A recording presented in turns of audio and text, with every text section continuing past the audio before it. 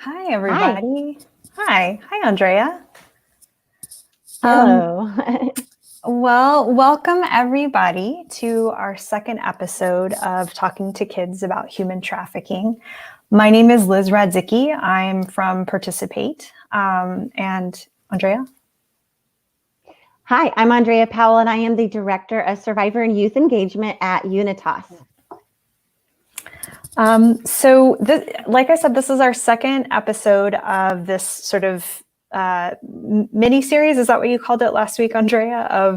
Yes, it's a mini series. A mini series that coincides with the Unitas parent and caretaker guide for talking to kids about and keeping kids safe from human trafficking.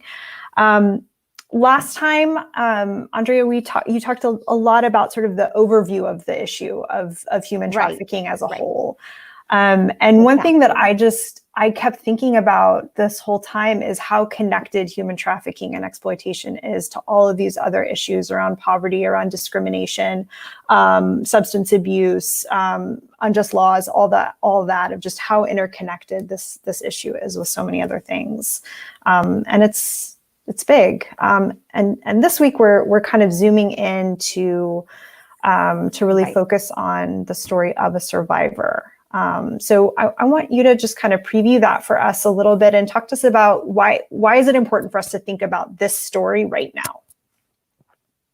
Absolutely. So you're correct. So, this is the second episode, if you will, of our mini series that is a companion to our parent and caregiver guide on talking to your kids about human trafficking. And we developed this guide because not only do we want to help you see the warning signs in your own family or kids you know and care about, but also to be able to see and spot signs of potential exploitation in kids across your community. So that can be a kid who's attending your child's school, can be a kid in a youth group or a faith-based institution you attend. It can even just be a kid on the train station or at the bus stop who you see and think, something's off, but you're not quite sure how to define that. So we're here to help elaborate on some of those issues so that you have the words and terminology to add to what you're looking at. And human trafficking can happen in many different forms, and how it impacts young people in the United States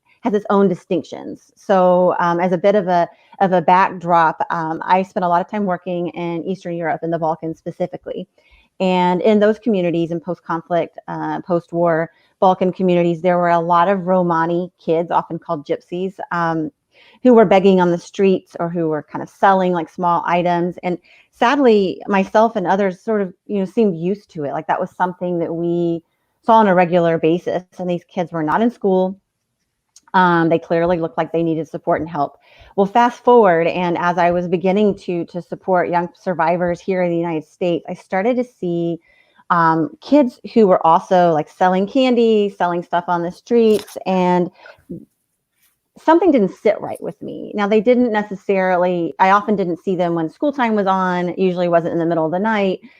But really small kids in a large, DC metro area, seemingly on their own, selling kind of random box of candies. Now, I used to be a Girl Scout. We had a uniform. The candy all looked uniform, the same. There was an adult, a sign, a table.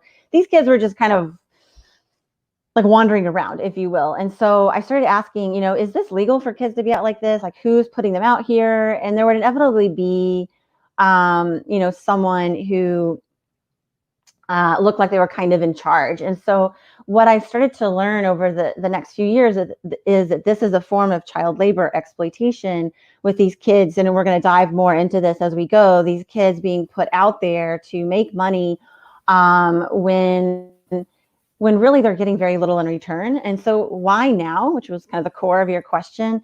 So right now we have over 40,000 kids across the United States every night who are unaccompanied and on the streets. We have over 2 million kids who are experiencing homelessness. We have unemployment at a higher rate than most of us were ever alive to remember.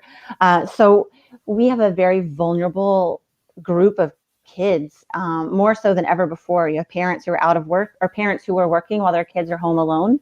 You have kids who are not in school, and that likely for many millions of kids is going to continue throughout the fall. So they're looking for something to do. They're looking for a connection.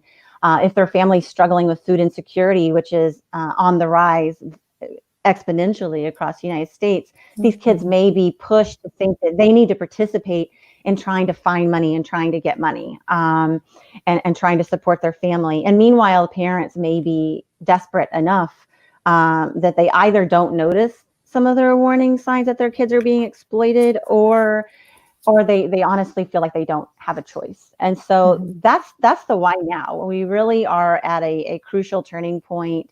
And while, there are many programs trying to support vulnerable and homeless kids, there simply is very limited resources compared to the magnitude of the ever-growing problem. Yeah, and I would imagine too, with COVID just complicating all of that. So increasing unemployment of adults, but also, a lot of families rely on kids having summer jobs, particularly teenagers over the summer. And so with a lot of those jobs not being able to happen or needing to look really different, I'm sure, kids are looking for different things, because if that pressure is to provide for their family, they're gonna try to figure out what they need to do. So I would imagine that this summer we're going to see a lot more of that. Exactly. And then speaking of summer after school programs or summer kind of enrichment programs, a lot of those are canceled and closed. So parents are scrambling to not only find a place for their kids to be, but those programs also provided food and provided basic necessities. And so, you have millions of kids who relied on, you probably heard early on the pandemic, kids relying on those morning lunch, those lunch programs and breakfast programs. Here in the District of Columbia, children live in more than double the national average rate of poverty.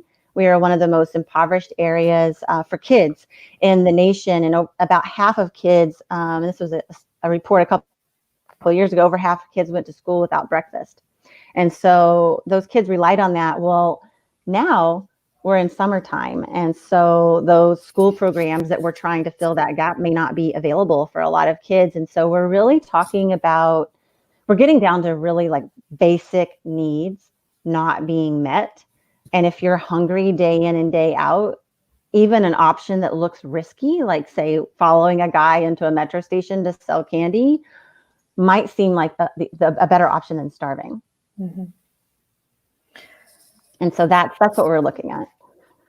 All right. Well, let's take a look at Leo's story. And while that's getting set up, this is one of this series. Take a look at Leo's story. And while that's getting set up, sorry, is there an echo? This is one of this series. Take a look at Leo's story. Okay, there it goes. Sorry, I was getting a little bit of further feedback. So while that's getting set up, yes, me too.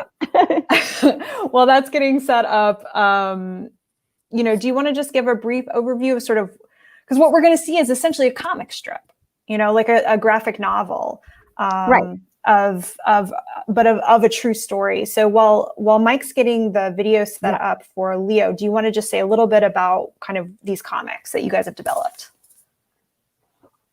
Yeah. Absolutely. So Candy Con, the graphic novel that you're about to view, is based on the lived experiences of young survivors of child labor exploitation who I either met personally or heard about. And we've worked with a fabulous graphic novel artist, Dan Goldman, to turn these stories into a real life, kind of live looking story in these comics. And we really wanted to highlight that the issues around child labor exploitation are often tied in with these other issues. So you're going to be seeing other risks and vulnerabilities that this young boy, Leo, is expressing. And so in our story, Leo's 14, but I did want to point out for the viewers that a lot of these kids who you potentially would see selling candy, selling water, other petty items, might be as young as 7 or 8. So 14's on the higher end of that age group.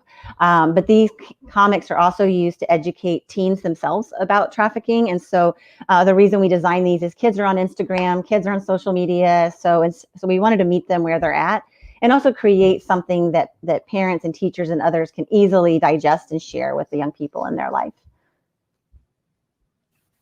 Great. So as we're playing that, we've got, please share questions in the comments. Wherever you're watching us from, please share your questions, and then we'll have a little bit of time at the end to talk through some of those. So, see, Mike, are we good to share the video? We'll have a little bit of time at the end to talk through some of those. So, see, Mike, are we good to share the video? And to talk through some of those. So,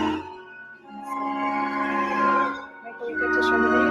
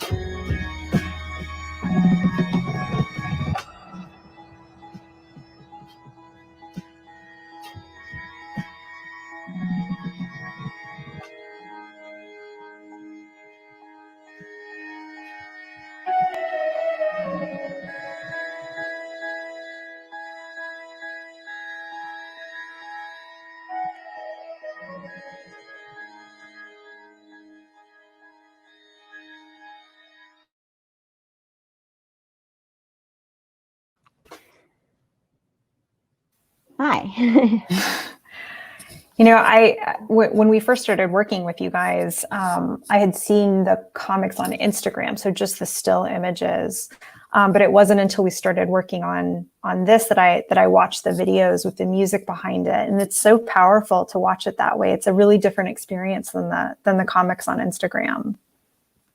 I agree, because there's a flow, and it really keeps you invested. So the design of the comic, not to belabor this too much, it was meant to show kind of the the darkest kind of journey down into a trafficking situation for that particular type of trafficking and that particular character, but then to show what are some resources that brings that child back out of that situation. Mhm. So we call our entirety of our curriculum and our materials lights, including the parent guide, which folks can easily download if they sign up to join that. And the concept of lights really is meant to encapsulate the idea that every child has an inner light.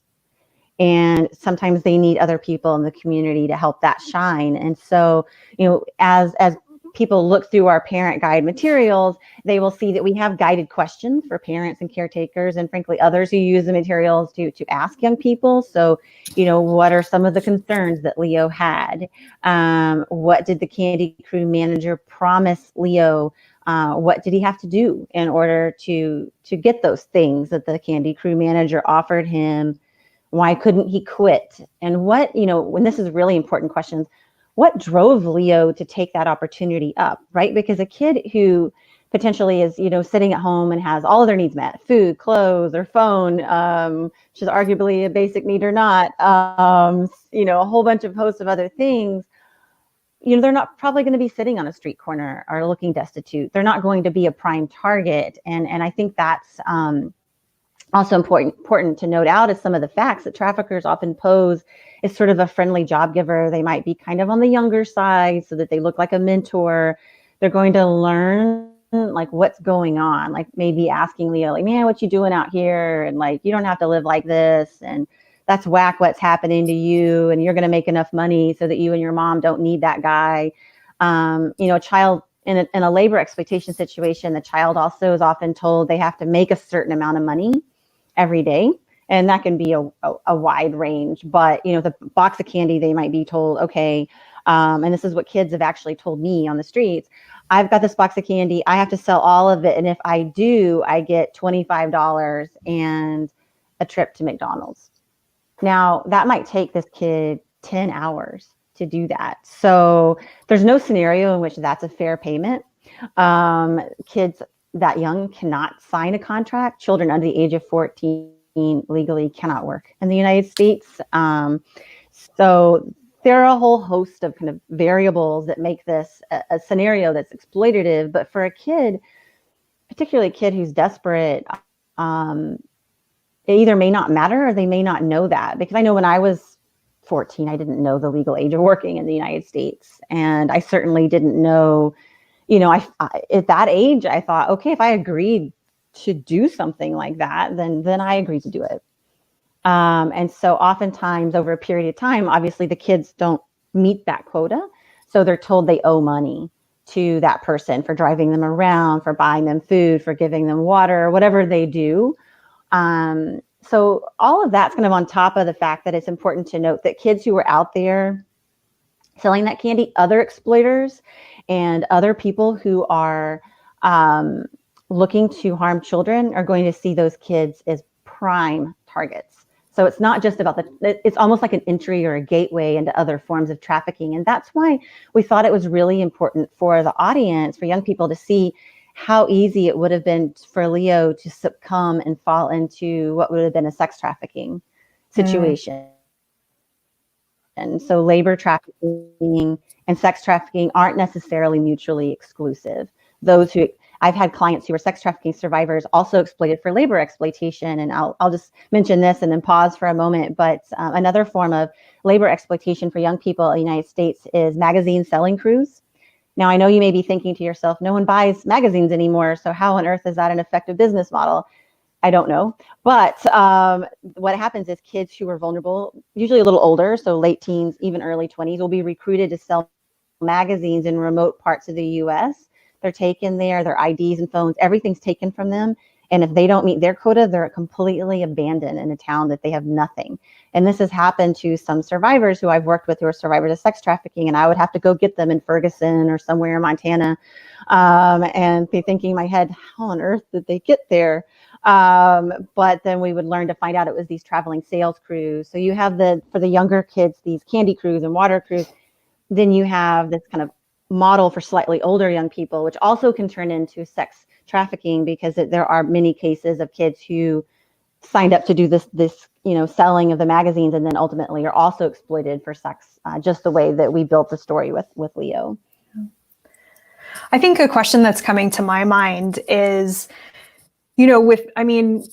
also selling things in communities is also a very legitimate way that after school programs, basketball teams, school clubs, Girl Scouts, whatever, that they actually do make money. So what are some of those red flags to look for to know the difference between sort of a real fundraising organization or project and something that's more exploitative? Yeah. So here are some of the things that I look for. And then I want to then transition to talking about what you're going to do when you see something like this, because chances are you will, if you live in a larger city. So what I'm looking for is if kids are kind of not wearing a uniform, if they're on their own, and if they look like they're younger than junior high and they're on their own, just stop and call the National Trafficking Hotline, on the spot, you're done. But you're also looking for, is that if they have a box of candy, for example, if it's a Girl Scout candy, it's organized, it looks clean, it looks professional. I'm talking about a yucky box of candy where the candy's all crinkly and smelly looking and old and dusty. No. No legitimate organization or school fundraiser is going to represent themselves that way. Now, if you kind of see some of these flags, or say you can tell that these kids look nervous, like they're looking around to see who's monitoring them, there's often a younger, typically male, who's watching, and the kids are running over and handing money to him. So you may not have time to observe that, but if that kid looks nervous and anxious, that's a really big red flag, because kids who are selling candy or other items are not getting fed if they don't sell candy. Their life doesn't depend on that. Mm-hmm. Someone who's nervous means that they've got something to lose. So you're looking for those flags. Now, if you do decide to approach the guy in the back, so to speak, they're going to give you a story that they would say, "Oh, that's very interesting. What's your website?" Any reputable nonprofit at this point in time is going to have a website. They're going to have some way to verify who they are. They're not going to have that. So, at that point, I would back away and call the hotline. But you'll also notice that kids who are trying to sell for an after-school program or some other legitimate program, they're going to jump on you so I'm selling this, and they're going to be all excited. The kids who are trying to sell candy look like they're hustling. Kids who are being exploited, they look like they're in a hurry and they're nervous. So you're looking for some of those red flags. And then again, if it's late at night, and then I would just say stop right there and make that phone call, because calling the National Trafficking Hotline or calling Child Protective Services, you're not going to get anyone necessarily in trouble. But what you want to do is start creating a paper trail. Hey, this location, this is happening on a regular basis, and hopefully people will start to look into it. You were saying late at night, but you were also saying in an earlier conversation that we were having also during school hours too. That's another red flag.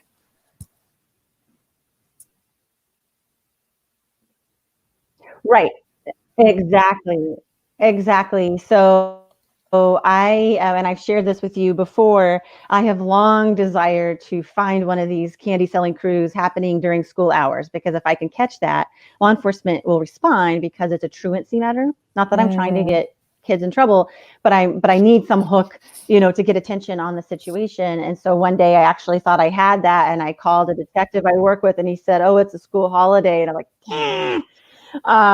So you're really looking for that. Is it school time? And then you're also looking to see where are they located? So you typically do they have a little table and a stand? Probably not, if they're because that's not normal for an after school. I've had kids who look like they're being exploited walk right up to me in a coffee shop, and other people shoo them away. I always try to chat with them a little bit, and frankly, I sometimes give them $1 or $2, because I don't want them to get in trouble for having spoken with me and not gotten anything. But, people often think this is sort of like a no big deal. Like, oh, well, at least they're not on the street. But like we can do better than that for our kids. This is not a viable solution. And second, like I said, this is a gateway into other forms of abuse and exploitation. And being involved in this will teach that child that they're a commodity, and that this is how they should be treated, either in a workplace or out in the community. And it's really a concerning situation, and it's happening to a lot of kids. There's really no statistics. This is probably the most under-discussed form of child exploitation and trafficking that I can think of. And it's why I think it's so important now with the pandemic, and as we were saying, with the rise of homelessness and hunger, that we have this conversation, because chances are that people listening might have seen this in their communities, but also their kids might see it. And talking to your kids, you will empower them to take action with you if they see something that looks like this.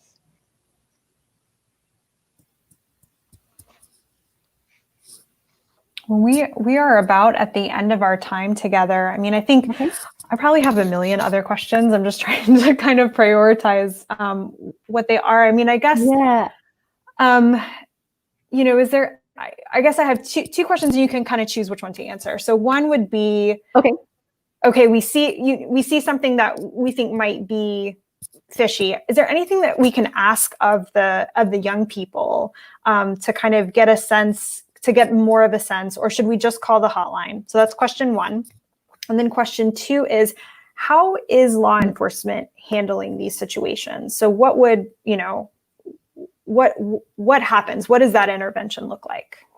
And again, we have, 2 minutes left. So, right. So choose one of those that you think is the more important. Want to let people know. Okay. Yes. So one, make sure that the number you call is the National Trafficking Hotline. They will make sure that your information gets passed to the appropriate authorities. And you can do that anonymously. You can leave your name. It's good to have particulars and details, descriptions. If you're going to ask a young person any questions, I would, make sure that if they look really skittish, I wouldn't, because you've got enough information if that's how they look. Your job is not to investigate.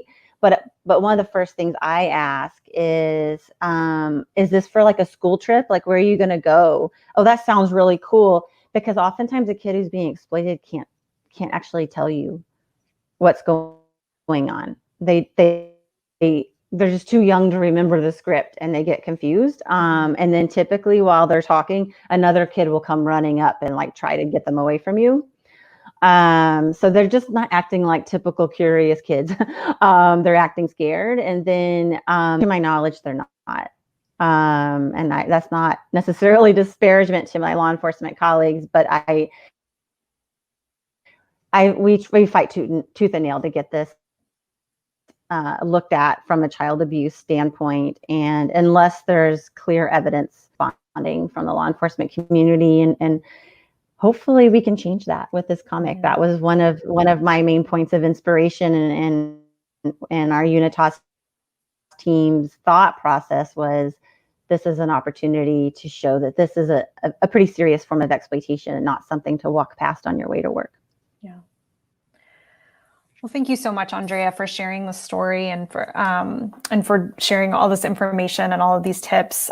This is so important, and definitely, like I said, I've been thinking about this since we spoke 2 weeks ago, and I'm sure I'll be thinking about this until we speak again in another 2 weeks. So we've got our third episode coming up in 2 more weeks. Correct.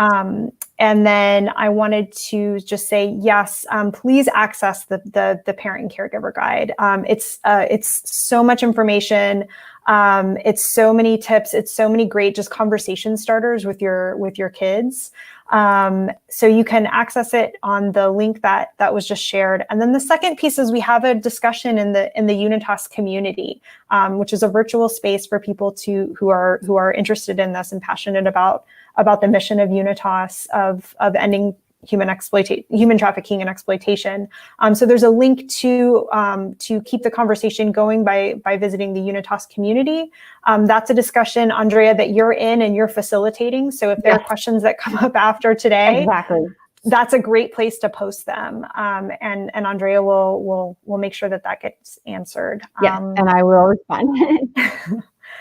Yeah, so thank you all so much for joining us. Thank you again, Andrea, and we'll see you in 2 weeks. Thank you.